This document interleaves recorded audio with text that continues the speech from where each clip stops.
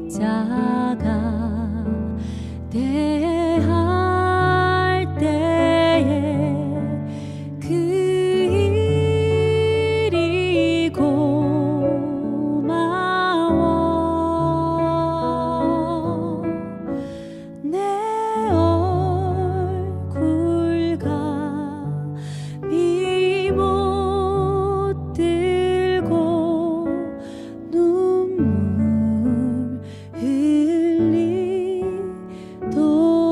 흘리도다. 늘 울어도 눈물로써 못 갚을 줄 알아.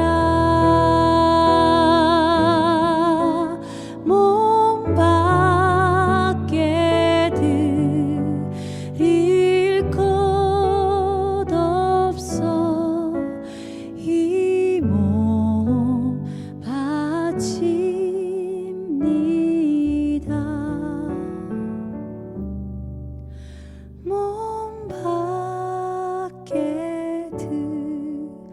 드릴 것 없어. 이 몸 바칩니다.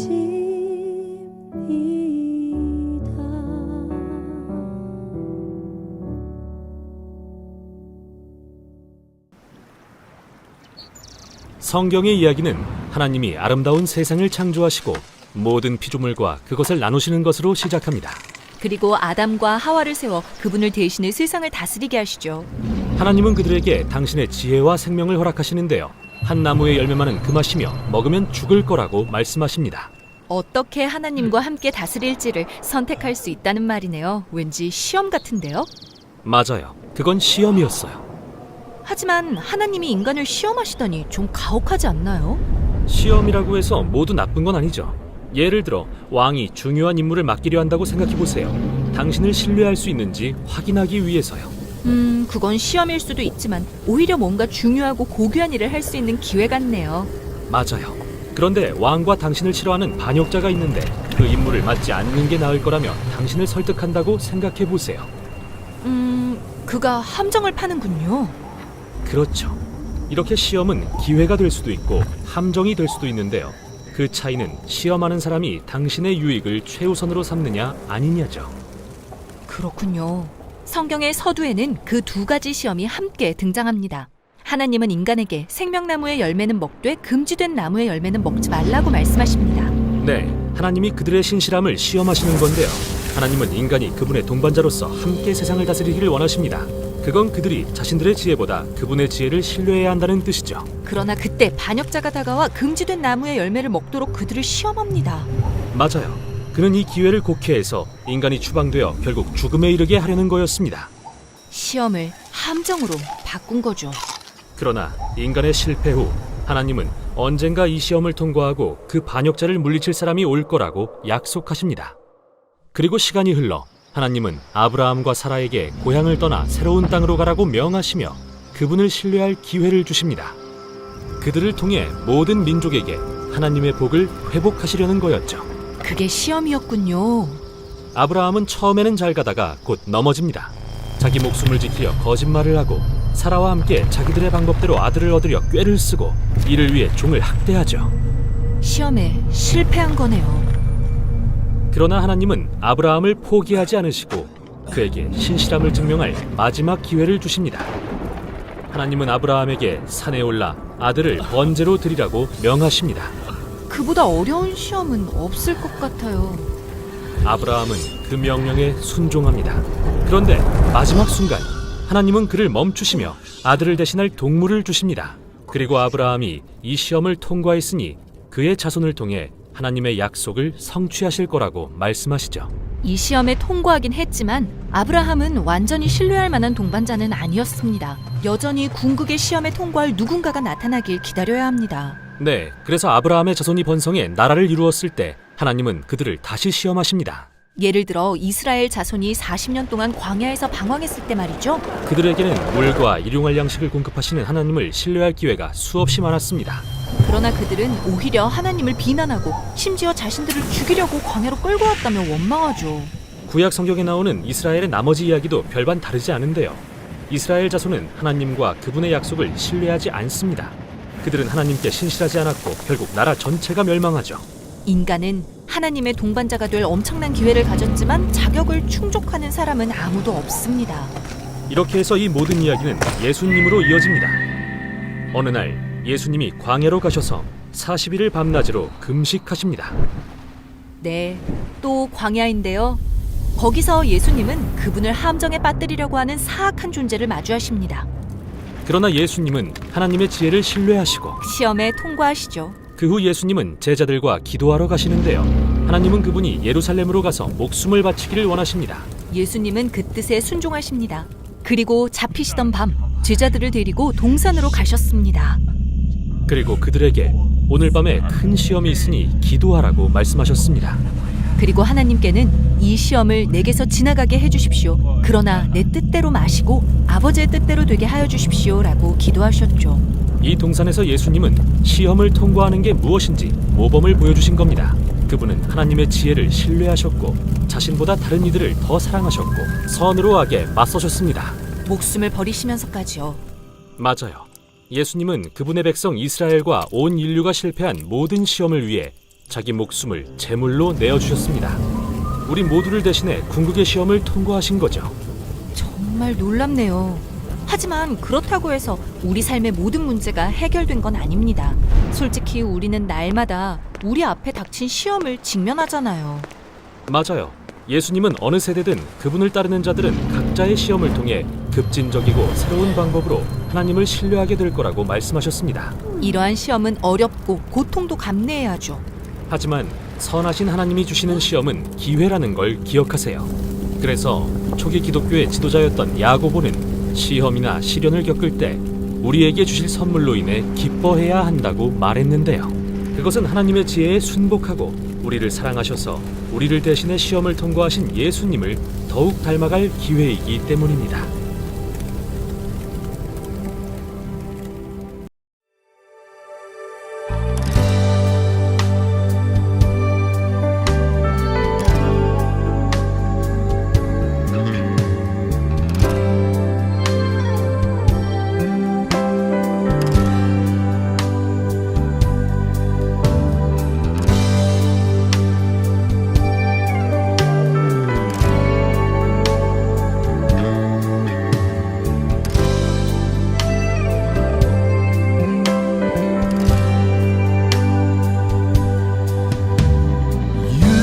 예수가 우리를 부르는 소리 그 음성 부드러워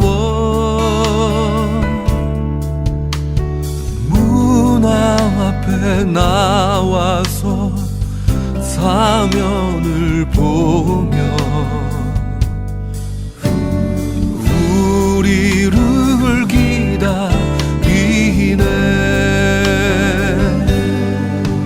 오라 오라 방황치 말고 오라 죄 있는 자들아 이리로 오라 주 예수 앞에 오라 간절히 오라고 부르실 때에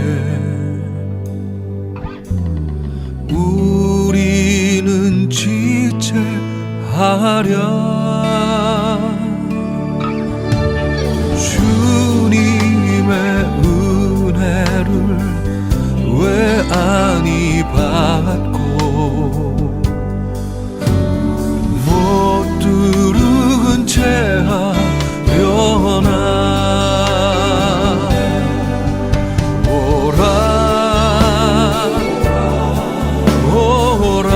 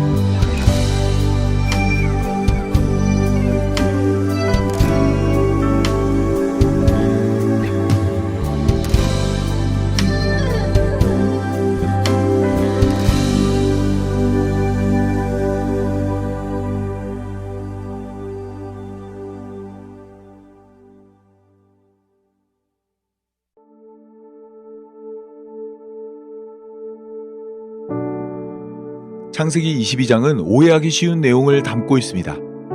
많은 사람들이 아브라함의 믿음과 순종에 주목하느라 아브라함을 믿음과 순종으로 이끄는 하나님을 보지 못합니다.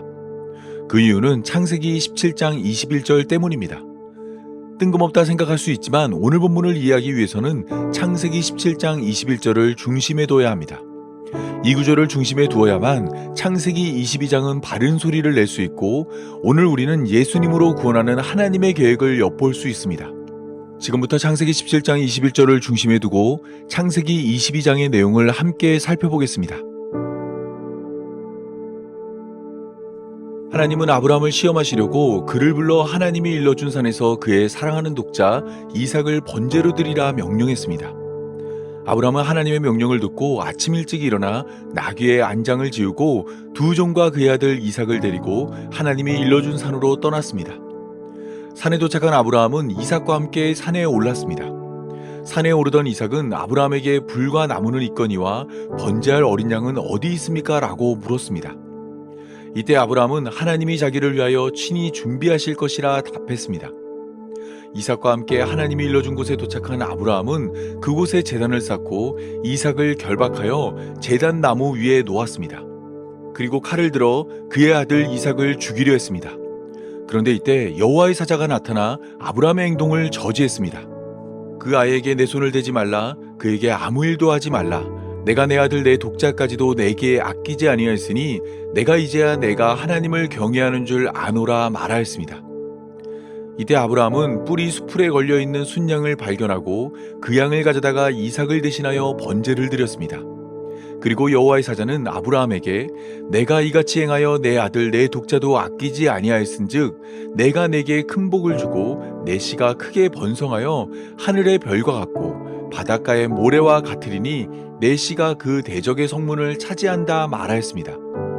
또한 내 씨로 말미암아 천하 만민이 복을 받으리니 이는 내가 나의 말을 준행하였기 때문이라 말하였습니다. 아브라함은 하나님의 시험을 통과했고 그 결과로 그의 씨가 천하 만민의 복이 될 것이라 말씀하였습니다. 오늘 본문은 고개를 갸우뚱하게 만드는 내용이 담겨 있습니다. 그것은 아브라함의 모습입니다. 아브라함은 그의 사랑하는 독자 이삭을 번제로 드리라는 명령에 덤덤히 순종하였습니다. 당시 아브라함의 곁에는 아들처럼 여기던 롯이 없었고 하갈을 통해 얻은 이스마엘도 아브라함의 곁을 떠난 때였습니다. 오직 100세에 얻은 이삭만 아브라함의 곁에 남아 있었습니다. 이러한 상황이라면 울며불며 하나님께 살려달라 말하는 것이 정상입니다. 그런데 아브라함은 이삭을 번제로 드리는 일에 주저함이 없었습니다. 하나님의 명령이 주어졌을 때 지체하지 않고 아침에 일찍이 일어나 하나님의 뜻을 따랐습니다. 3일길을 걷는 동안 방향을 돌릴 수도 있었지만 아브라함은 그렇게 하지 않았습니다. 재물이 없다는 이삭의 질문에도 아브라함은 하던 일을 멈추지 않았습니다.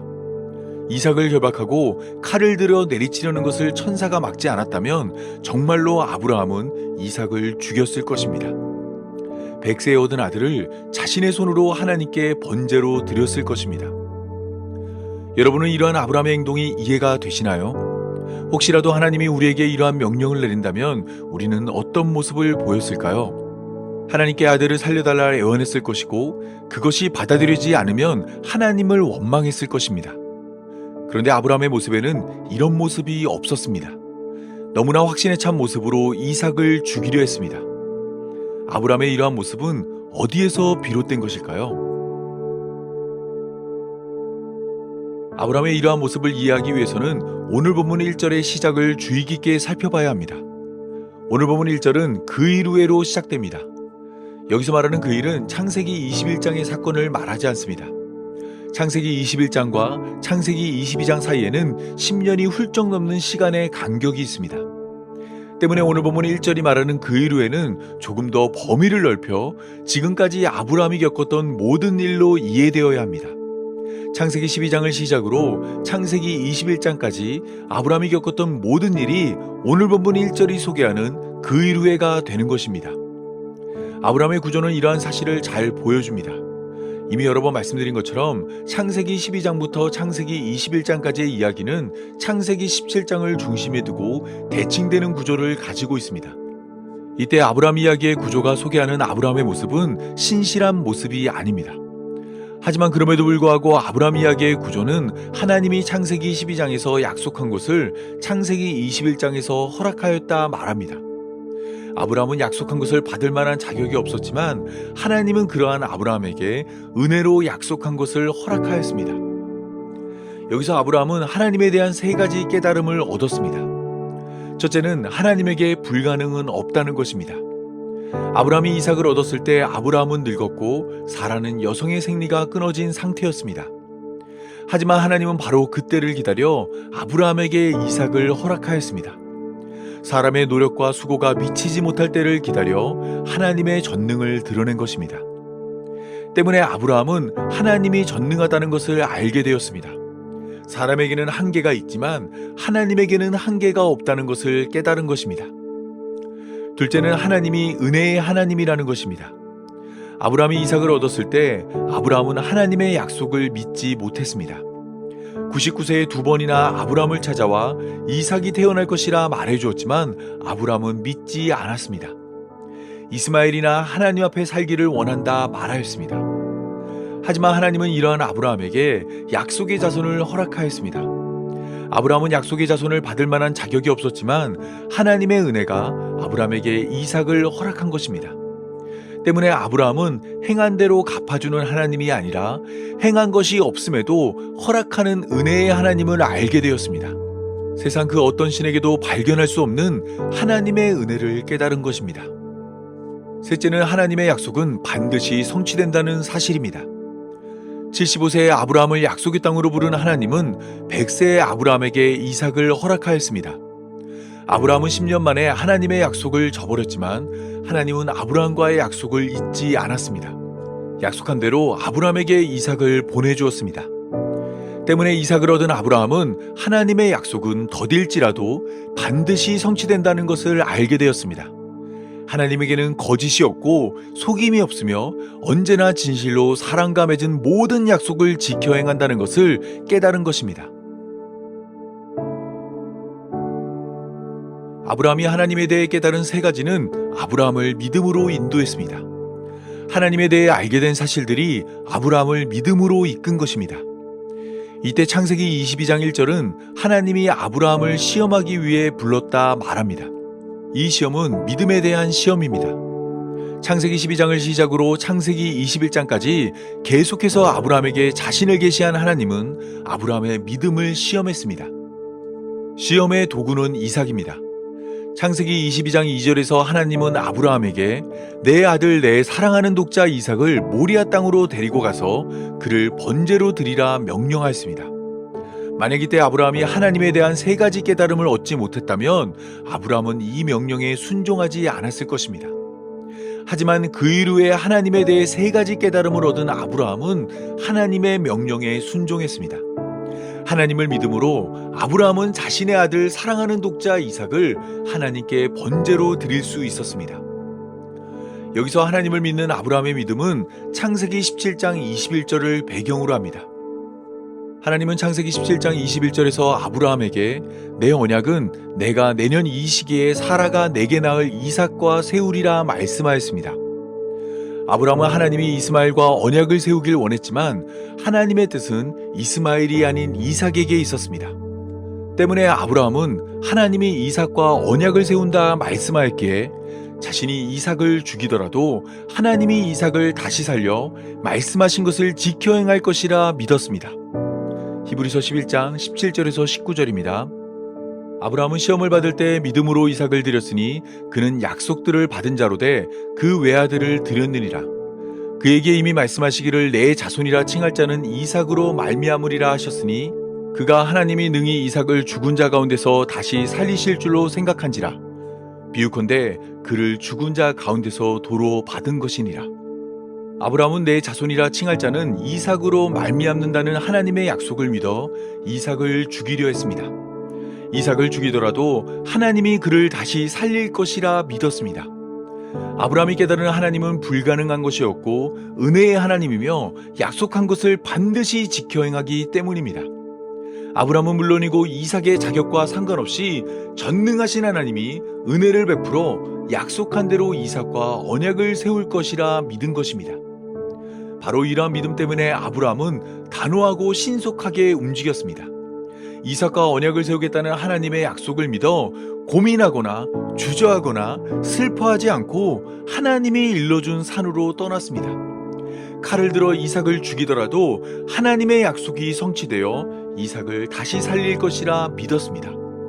불가능한 것이 없고 은혜를 베풀며 약속한 것을 반드시 지켜 행하는 하나님을 믿어 하나님의 시험을 통과한 것입니다. 마태복음 8장 10절에서 예수님은 백부장의 하인을 고쳐주며 백부장의 믿음을 보시고 이스라엘 중에서 이만한 믿음을 보지 못했다 말하였습니다. 뿐만 아니라 마태복음 9장 2절에서는 중풍병자의 믿음을 보시고 그의 죄가 사함을 받았다 말하였습니다. 또한 누가복음 18장 8절에서는 인자가 올 때 세상에서 믿음을 보겠느냐라고 말씀하였습니다. 아브라함의 시험과 똑같이 예수님이 우리를 평가하는 기준도 믿음입니다. 마태복음 7장 22절에서 23절이 말하고 있는 것처럼 주의 이름으로 선지자 노릇하고 주의 이름으로 귀신을 쫓아내며 주의 이름으로 많은 권능을 행한 것은 평가의 기준이 아닙니다. 예수님은 이러한 자들에게 내가 너희를 도무지 알지 못하니 불법을 행하는 자들아 내게서 떠나가라 말씀하십니다. 선지자 노릇하고 귀신을 쫓아내며 많은 권능을 행한 일은 출제자의 의도를 잘못 파악한 오답입니다. 예수님의 시험에 제대로 된 답은 믿음입니다. 요한복음 6장 29절을 보면 예수님은 하나님께서 보내신 일을 믿는 것이 하나님의 일이라 말하였습니다. 하나님이 원하고 바라고 평가하는 것은 율법을 지켜 행하는 것이라 생각했던 자들에게 하나님이 보내신 예수님을 믿는 것이 하나님이 원하고 바라고 평가하는 것이라 말씀하신 것입니다. 이러한 하나님의 평가는 아브라함의 믿음을 보고 아브라함을 의롭게 여겨주었습니다. 아브라함이 여호와를 믿으니 여호와께서 이를 그의 의로 여긴 것입니다. 그런데 로마서 4장 23절에서 25절은 이것이 아브라함만을 위한 일이 아니라 말합니다. 하나님이 아브라함의 믿음을 그의 의로 여겼다는 것은 아브라함과 같이 믿음으로 의롭게 될 우리를 위한 것이라 말합니다. 이삭을 죽은 자 가운데서 도로받은 것으로 믿은 아브라함의 믿음처럼 예수 우리 주를 죽은 자 가운데서 살리신 이를 믿는 믿음은 우리를 의롭게 만들 것입니다. 하나님께서 우리의 범죄를 위해 예수님을 내어주었고 또한 우리를 의롭게 하기 위하여 예수님이 다시 사셨기 때문입니다.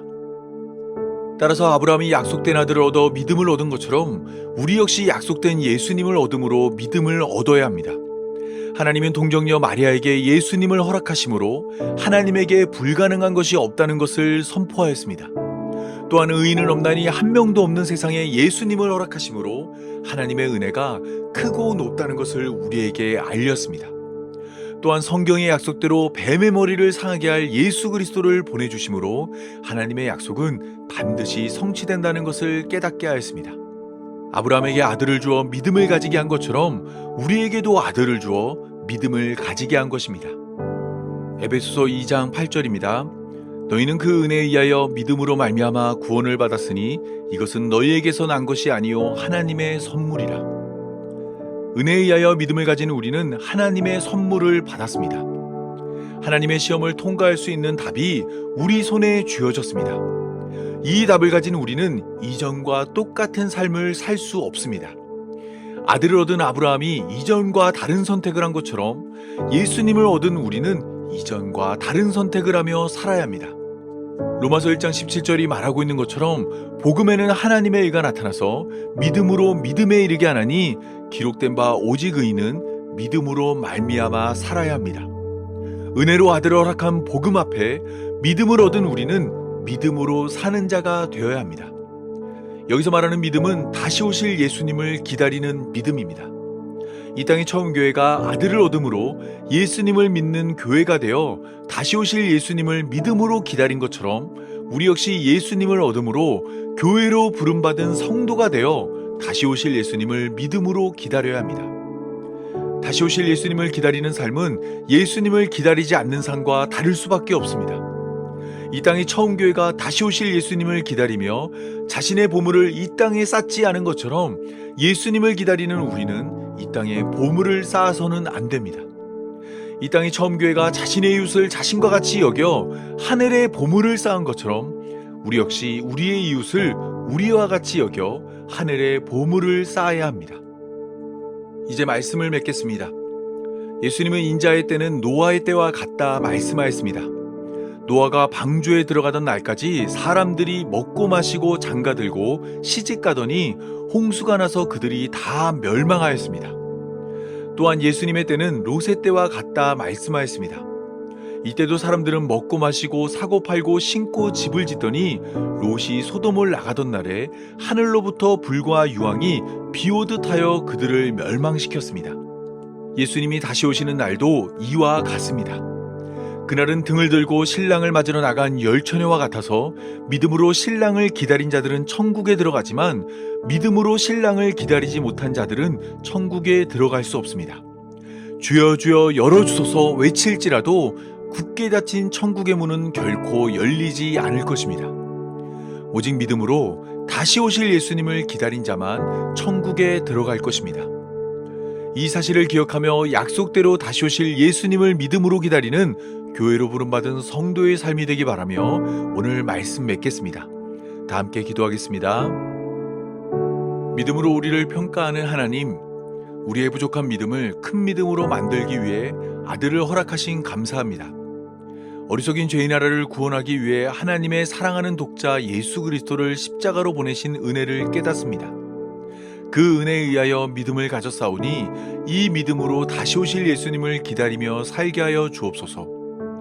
불가능한 것이 없는 하나님의 능력으로 도저히 구원에 이를 수 없는 우리를 구원하여 주옵고 은혜 베푸시는 사랑으로 건져주시며 약속한 것을 반드시 지켜 행하는 신실함으로 우리를 천국으로 인도하여 주옵소서.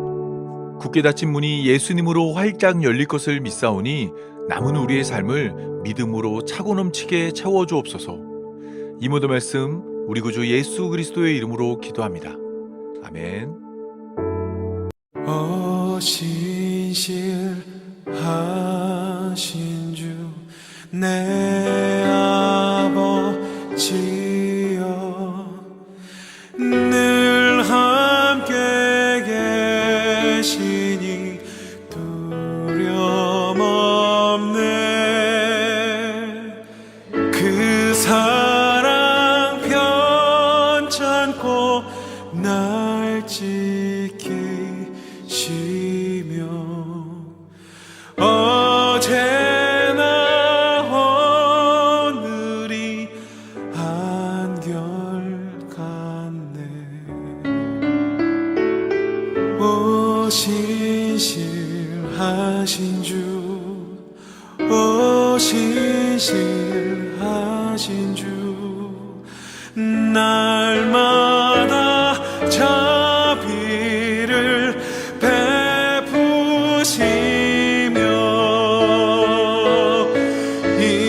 일용할 모든 것 내려주시니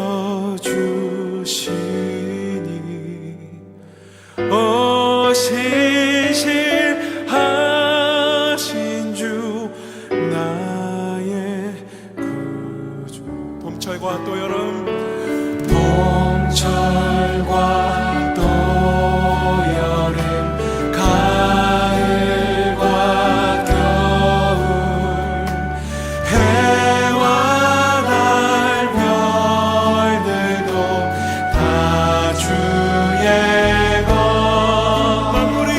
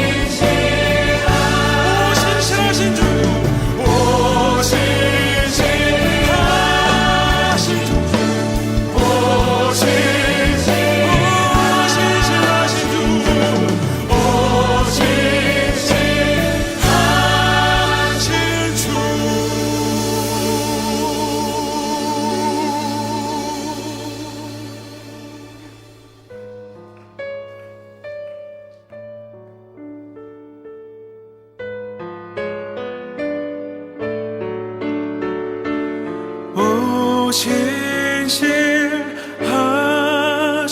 주, 오 신실하신 주, 오 신실하신 주, 나의 구주.